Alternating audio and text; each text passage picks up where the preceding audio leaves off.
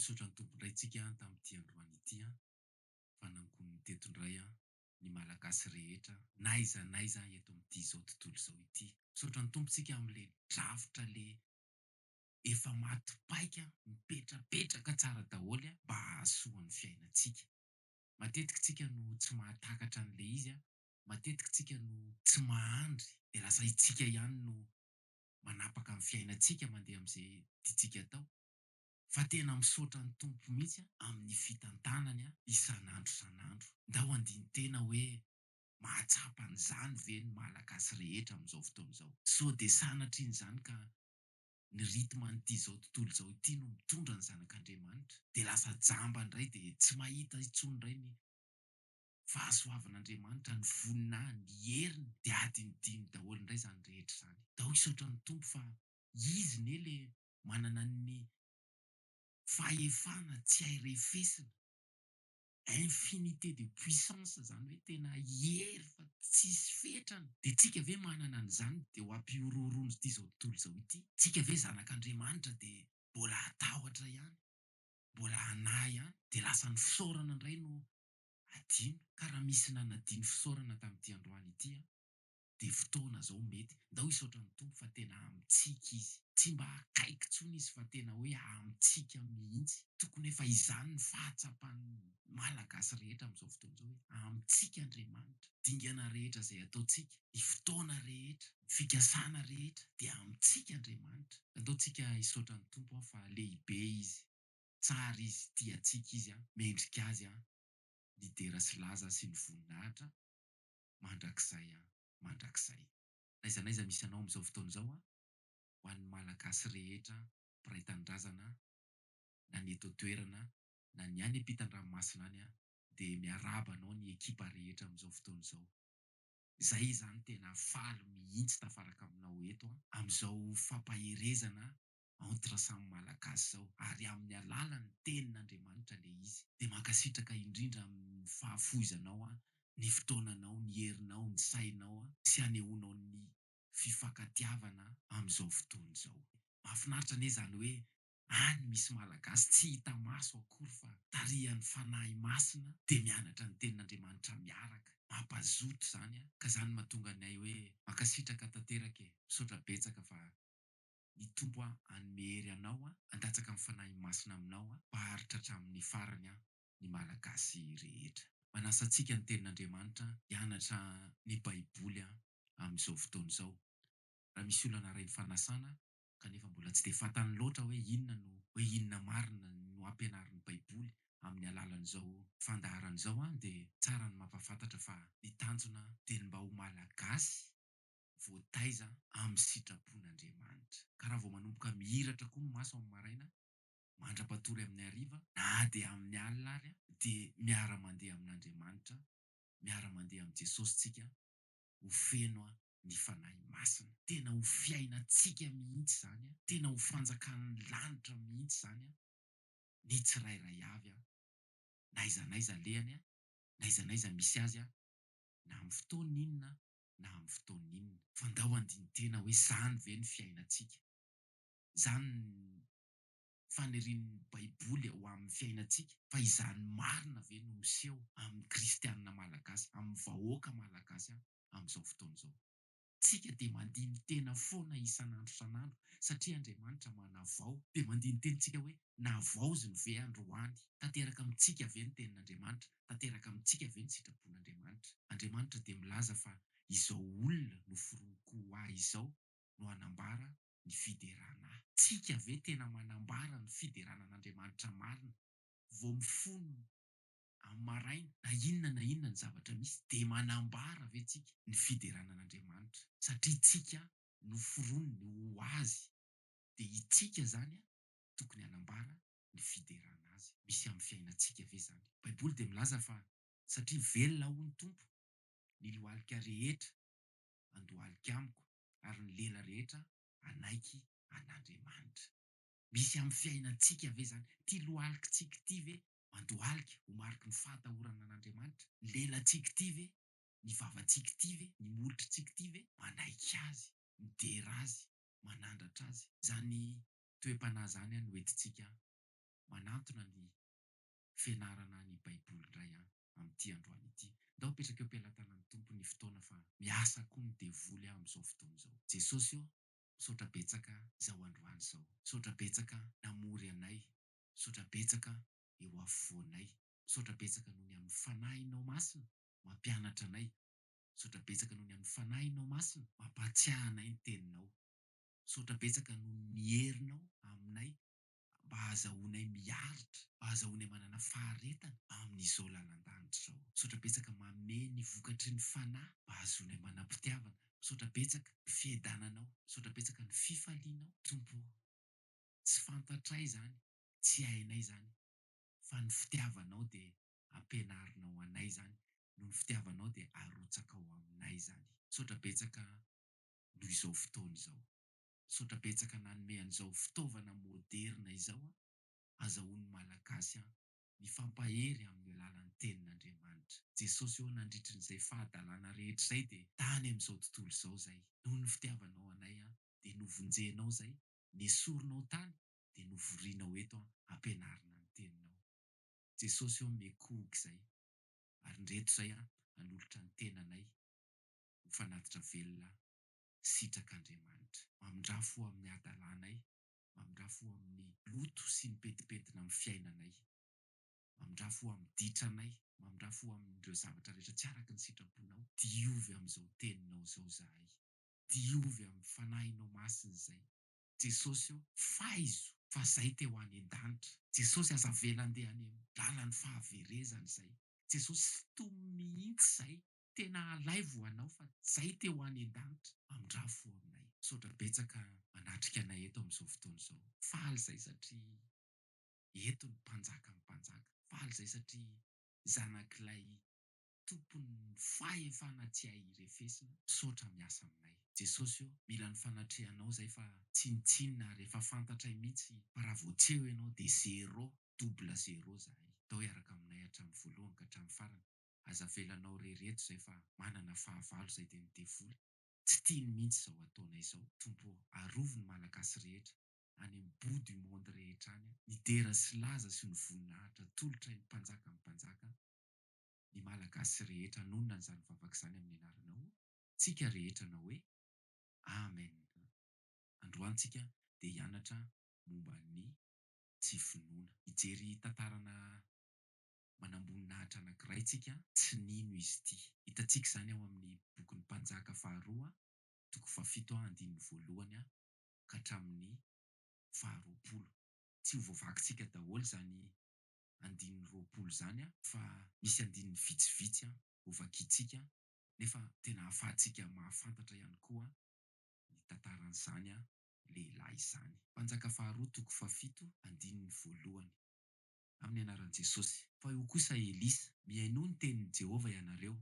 Izao no lazain'i Jehovah: raha ampitso toy izao dia ho sekely iray ny vidin'ny kopa tsara toto eran'ny famarana, ary ho sekely iray koa ny vidin'ny vary ordea indron'ny famarana ao ambavahakin'ny Samaria. Andininy faharoa. Fa namaly ny lehilahin'Andriamanitra ilay manamboninahitra izay nitehenan'ny mpanjaka tamin'ny tanany, ka nanao hoe: indro na dia hanao varavarankely amin'ny lanitra aza Jehovah dia hisy izany zavatra izany va? Ary hoy Elisa: indro ho hitan'ny masonao izany, nefa tsy mba hihinananao. Andininy fahaenina. Fa Jehovah efa nampandreny ny miaramila ny Siriana, ny fikodidian-kalesy sy ny fandehan'ny soavaly dia ny firondronan'ny miaramila be, ary ny fampiresaka izy ireo hoe indro fa ny mpanjakan'ny Israely efa nanamby ny mpanjakan'ny Etita sy ny mpanjakan'ny Egiptiana hiady amintsika. Andininy fafito.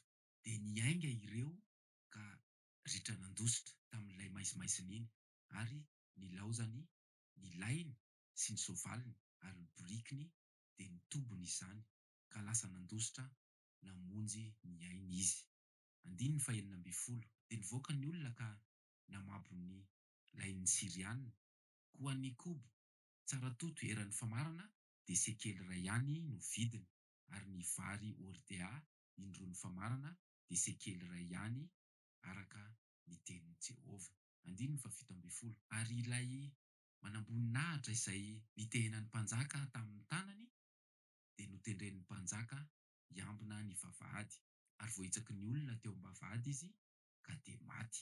Araka izay nolazain'ny lehilahy an'Andriamanitra izay niteny raha nidina teny aminy ny mpanjaka. Izay reo andininy notsongaina tao anatin'io tantaran'ilay manam-boninahitra tsy nino io. Ny zavatra manaitra voalohany dia hozy ny tenin'Andriamanitra hoe lehilahin'Andriamanitra ilay manam-boninahitra izay nitena mpanjaka tamin'ny tanany. Raha ny toerana misy an'ity lehilahy ity dia hozy ny baiboly hoe lehilahin'Andriamanitra. Ndaontsika handray lesona fa na dia kristianina koa ary zany na dia zanak'Andriamanitra ary dia mbola misy tsy mino ihany ka mahavoaka vava tsy ambina. Raha ny amin'ity lehilahy manam-boninahitra ity dia tokony hipetraka amin'ny fahendrena, tokony hipetraka amin'ny fahalalana, satria na ny mpanjaka azy dia nanana fahatokisana be azy satria hozy ny baiboly hoe ilay manam-boninahitra izay nitenan'ny mpanjaka tamin'ny tanany. Tsy ny olona rehetra no hitenan'ny mpanjaka, kanefa na dia izany ary ny toerana misy an'ity lehilahy manam-boninahitra ity dia tsy nanakana izany ny Tsy Finoana tao anatiny ka tafavoaka ny vavany mihitsy. Ny mpaminan'Andriamanitra dia nirahany mba hilaza teny fampanantenana ho an'ny olona. Raha pitso toy izao dia ho sekely iray ny vidin'ny koba tsara toeran'ny famarana, ary ho sekely iray koa ny vidin'ny vary ordia indron'ny famarana ao am-bavahadin'ny Samaria. Efa ianarantsika eto foana ary mino aho fa efa ohatr'izany ianao. Isaky ny misy tenin'Andriamanitra anankiray dia ny manatanteraka no asantsika. Ity lehilahy ity dia tsy tanany intsony ny Tsy Finoana fa nabaribariny mihitsy ka dia hoy izy hoe indro na dia hanao varavarankely amin'ny lanitra aza Jehova dia hisy izany zavatra izany, fa loza anie izany. Tsy Finoanan'Andriamanitra direkta mihitsy. Dia ndaontsika anontany tena, efa nisy zanak'Andriamanitra ve, misy malagasy ve teo anoloan'ny teny fampanantenana dia tsy mino intsony, dia efa namoaka vava mihitsy, dia efa niteny mihitsy fa tsy ahita vady intsony, tsy ho afaka konkoro intsony, tsy ahita asa intsony, tsy ho sitrana intsony. Ndaontsika andiny tena fa sao dia efa nisy teny miompampana toy izany navoaka antsika. Dia tonga ny tenin'Andriamanitra androany amerina amin'ny malagasy amin'ny fahamarinana. Mila fandiniha tena lalina, ndao hanetry tena mihitsy fa sao dia manamary-tena, nefa efa niteniteny foana ohatr'izany. Marihana fa hozy ny baiboly hoe lehilahin'Andriamanitra io sady manam-boninahitra, tena bras-droit-n'ny mpanjaka mihitsy, kanefa dia tsy mino. Eo amin'ny andinin'ny faharoa ihany dia hozy ny baiboly hoe aroy Elisa, indro ho hitan'ny masonao izany nefa tsy mba hinananao. Andriamanitra tsy azo vazivasiana, izay afafin'ny olona no hojinjainy. Tsy niandry ela Andriamanitra dia efa nanasa azy. Tsy niandry ela Andriamanitra dia efa nanafay an'ity lehilahy ity ny ampitson'iny ihany. Dia vao désigné izy hanao maintien de l'ordre eo amin'ny vavahady dia miposesika ny olona, dia vao hitsakitsaka izy dia maty. Manambara tena tsy finoana ngeza be mihitsy ity naseho an'ity lehilahy ity. Ny tsy finoana dia fahotana, ny tambon'ny ota dia fahafatesana. Voaporofo ny tenin'Andriamanitra. Ndao andiny tena sao dia efa nisy teny miompampana nataontsika tamin'ny teny fikasana nomen'Andriamanitra antsika. Ndao atomboka ao an-trano ny fieritreretana hoe efa nisy teny fikasana nomeny tompo momba ny ankohonana, efa misy teny fikasana momba ny taranaka, teny fikasana momba ny asa, teny fikasana momba ny sakafo, teny fikasana momba ny fahalebiazana. Sao dia efa namoaka teny miompampana itsika manoloana an'ireny teny fikasan'Andriamanitra ireny.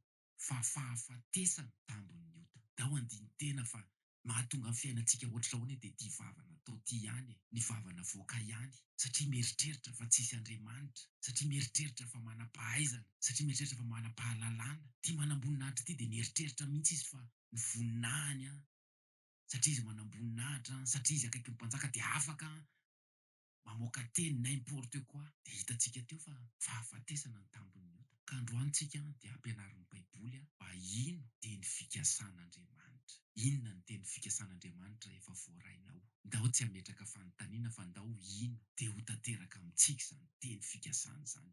Satria Andriamanitra tsy mandainga. Andriamanitra mitana ny teniny. Andriamanitra manokatra lalana. Eo amin'ny 9:1-7 manambara an'izany fanokafan'Andriamanitra ny lalana, nanomezana sakafon'ny olona tamin'izany andro izany. Tsisy nanam-po mihitsy hoe Andriamanitra namorona feona kalesa sy fandehana soavaly sy figodikodo miaramila be da be dia nampitsoaka an'ireo miaramila Siriana ireo. Tsy takatry ny sain'ny olona izany, fa Andriamanitra manokatra an'izany lalana izany. Dia ndaontsika handray lesona. Andriamanitra manokatra lalana, tsy takatry ny saintsika, fa ny anjarantsika dia mino ny teny fikasana. Rehefa niteny Andriamanitra hoe ho sekely iray ihany ny vidin'ny koba tsara totoeran'ny famarana raha pitso, dia izay tokotran'ilay izy. Fa misy foana ny olona tsy mino ary mampiasa ny fahaizany sy ny statut social izy sy ny fahalalany kely mba hampisehoany fa mahavita teny izy.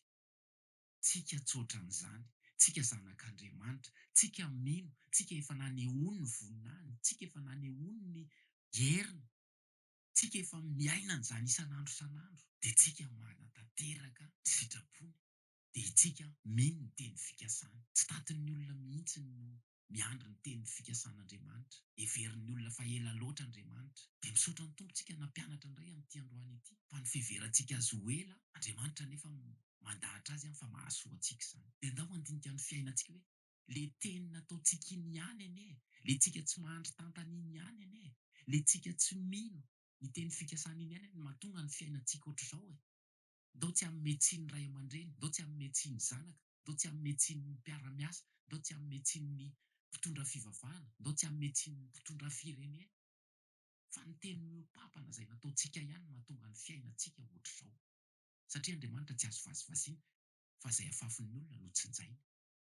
Dia mijinja izany tsika izao ireo teny vokatry ny Tsy Finoantsika. Dia ampy izay lasa izay fa androany iray ny tompo mampianatra antsika ndao ino ny teny fikasana dia ho tanteraka amintsika izany. Oka tsy ho ferantsika mihitsy le lalana sokafan'Andriamanitra. Tsika ihany no mametra hoe io aloha dia tsy ho sitrana intsony io e. Io aloha dia tsy ho endry intsony io e. Io aloha dia tsy ho afaka mitoaka intsony io. Io dia tsy ho afaka amin'izao afetsifetsena ratsiny izao. Tsika ihany no mamaritra hoe dia tsy hahita asa intsony satria kolikoly daholo ny asa. Tsy ho afaka fanadinana intsony satria kolikoly daholo ny concours. Tsy mandeha intsony ny dossier satria kolikoly daholo. Tsy hahita vady intsony izany dia tsy hiteraka intsony izany. Dia tsy hanana trano intsony na tsy hanana voiture intsony na dia izao foana. Itsika ihany no manakana ny lalana izay sokafan'Andriamanitra amin'ny fiainantsika. Dia andao ny hitantsika ny tantaran'ity lehilahy ity fa nahita ny masony nefa tsy manginana izy ary mbola plusin'izany dia nitsakitsahan'ny olona izy dia maty. Andriamanitra rehefa manafay tena loza. Raha misy malagasy mbola mamahazivazy an'izany famaizan'Andriamanitra izany, attention fa Andriamanitra rehefa manafay dia ohatran'izao tantaran'ny ty manam-boninahitra ty. Tsisy maha manam-boninahitra azy intsony. Izany manam-boninahitra izany rehefa alevina dia hitantsika tsara mihitsy fa dia efa miatra ny ao ny miaramila, ny grady, ny sary. Hafa mihitsy izany mandevina manam-boninahitra izany. Fa ny an'ity manam-boninahitra anankiray ity dia nitsakitsahan'ny olona tao. Ka ndao tsika handiny tena, ndao handray lesona fa tian'ny tompontsika ino ny teny fikasana, tian'ny tompontsika tsy hiteniteny foana. Ndao handiny tena fa sao dia mahita tsika ny fahasoavan'Andriamanitra fa tsy mihinana. Mahita zavatra be da be fa tsy mihinana. Mahita olona mahita asa fa tsy mahita asa. Mahita olona manan-janaka fa tsy manan-janaka. Mahita olona manana tokantrano fa tsy manana tokantrano. Izany ty tenin'Andriamanitra ty, ho hitan'ny masonao izany nefa tsy mba hihinananao. Loza anie izany e. Mipitrapitra fotsiny ny maso fa tsy mihinana ny vava satria maninona? Satria tsy mihina, satria miteniteny foana. Ny olona miteraka, ny olona mahita vady, ny olona manana trano, ny olona manana tômôbila, hita fotsiny izany fa tsy hananana. Misy olona andalovany vola foana vao maraina dia mitady vola foana, mahita ny maso fa tsy manana mihitsy. Tao andiny tena fa sao dia le teny eo papany efa natao sao dia ny Tsy Finoana mahatonga an'izany. Any am-pianarana dia mijery ny voalohany sy ny faharoa fahatelo foana, mba samy ampianarinao ihany dia miala maina foana isan-taona. Sao dia tsy mino sao dia efa niteniteny foana raha samy mba eo ihany dia miafiafy foana satria tsy mino. Ka miantso antsika ny tenin'Andriamanitra amin'ity androany ity. Sao dia mbola misy zanak'Andriamanitra manompo sampy amin'izao fotoana izao. Sao dia misy zanak'Andriamanitra mitahitahiry zavatra nomen'ireny olona milaza azy fa ho mahay ireny. Tandremo fa Andriamanitra rehefa manafay dia amin'ny fomba mahatsiravina. Tsy zakantsika izany tanan'Andriamanitra manafay izany. Daontsika amin'ity androany ity hiverina amin'ny lalan'ny ratsitsika. Izao tenin'Andriamanitra izao dia mbola maneho fitiavana izy. Tena mbola maneho fitiavana izy. Miantso ny malagasy rehetra mba hino. Ovakitsika ao amin'ny bokin'i Isaia, toko 7:7-8 amin'ny anaran'i Jesosy. Eny, talohan'ny nisian'ny andro dia izao no izy, ary tsy misy maharombaka amin'ny tanako. Miasa aho, ka iza no mahasaka an'izany? Andriamanitra direkta no miteny an'izany amintsika. Izy ihany, ilay Andriamanitra tokana namorona antsika mba ho azy itsika dia ndao hanatanteraka ny didiny. Miasa aho, ka iza no mahasaka anahy? Miasa aho, ka iza no mahasaka anay izany? Andriamanitra miteny an'izany. Dia itsika noforoniny indray ve no hanakana an'Andriamanitra hiasa amin'ny fiainantsika? Dia itsika noforoniny indray ve no hiseho be vava aminazy? Ampy izay vavavava natao izay. Ampy izay tsy finoana vokatry ny fihainoana n'ity izao tontolo izao ity. Fa andaontsika tena hanao ny fomba rehetra mba tena hiorina ny finoantsika. Sao dia mbola misy olona ampiororoana ity izao tontolo izao ity. Isan'andro dia matahotra. Ny ady ve hipoaka ve ny ady? Miakatra ny vidin-javatra, ny insécurité. Izao zavatra rehetra izao dia atahorana daholo. Izany anie mahazo ny zanak'izao tontolo izao miorooro. Isan'andro, isan-tsegonda. Dia tonga ny tenin'Andriamanitra amin'ity androany ity milaza fa miasa hozy Jehovah-Andriamanitra, ka iza no mahasakana izany? Tsy misy fa fitaky ny devoly dia lasa miteniteny foana ny zanak'Andriamanitra. Ndao hibebaka amin'izay teny rehetra izay efa tafavoaka. Miantso antsika ny Baiboly amin'ity androany ity. Ndao hibebaka, ndao hifona amin'izay teny rehetra efa notenentsika namoahantsika ny tsy finoantsika mba tsy ho ratsy fiafara ohatra ny nahazo an'ity manam-boninahitra ity tsika. Sitrapon'Andriamanitra dia itsika mino azy. Rehefa tonga Jesosy dia ho alaina dia hipetraka any amin'ny voninahitrantsika fa tsy ho faty amin'ny fandringanana, fa tsy ho faty amin'ny fahatezerin'Andriamanitra. Izany mahatonga antsika misaotra ny Tompo amin'ny isaky ny amin'izao fotoana izao. Satria mbola tsy hamelany mihitsy isika fa tadiaviny n'aiza mba tiany hafantatra ny fahamarinana. Izay ny fianarantsika amin'ity androany ity. Dao mipetraka eo am-pelantanan'ny Tompo sao dia esoriny devoly ao am-pontsika ao. Jesosy misaotra betsaka nampianatra tamin'ity androany ity. Misaotra betsaka naniraka ny fanahinao masina amin'ny malagasy tsirairay avy. Jesosy eo be ireo teny efa niteneninay menatra izahay satria tsy mino. Dia tanteraka amin'ny fiainanay izany miaraka amin'ny famaizana dia menomenina izahay dia manome tsiny anao izahay. Androany mikohoka amin'ny malagasy rehetra. Misaotra Jesosy, misaotra betsaka noho ny fitiavanao. Tena mbola fitiavana be izany. Matetika izany ny tsy tsapanay, matetika izany ny tsy hitanay akory fa jamba n'ity izao tontolo izao ity izahay. Androany nampahiratinao indray ny masonay, nampianarinao izahay, novorianao eto izahay, nesorinao tany amin'ny toerana tsy tokony ho hisy anay izahay fa eto amin'izao toerana izao. Eto amin'ny famorianao, eto amin'ny fanatrehanao. Tompo mekohoka mamelany elokay. Jesosy tena mamelany elokay fa tsy mendrika izahay. Raha ny fiainanay tena mendriky ny fandringanana, iza moa izahay nanao inona? Noho ny fitiavanao sy ny famindraponao dia reto indray ny malagasy. Misaotra betsaka Jesosy io. Tera sy laza sy voninahitra mandrakizay. Atolotra ianao ry mpanjaka ny mpanjaka. Petraka eo an-tanana ankavanan'Andriamanitra.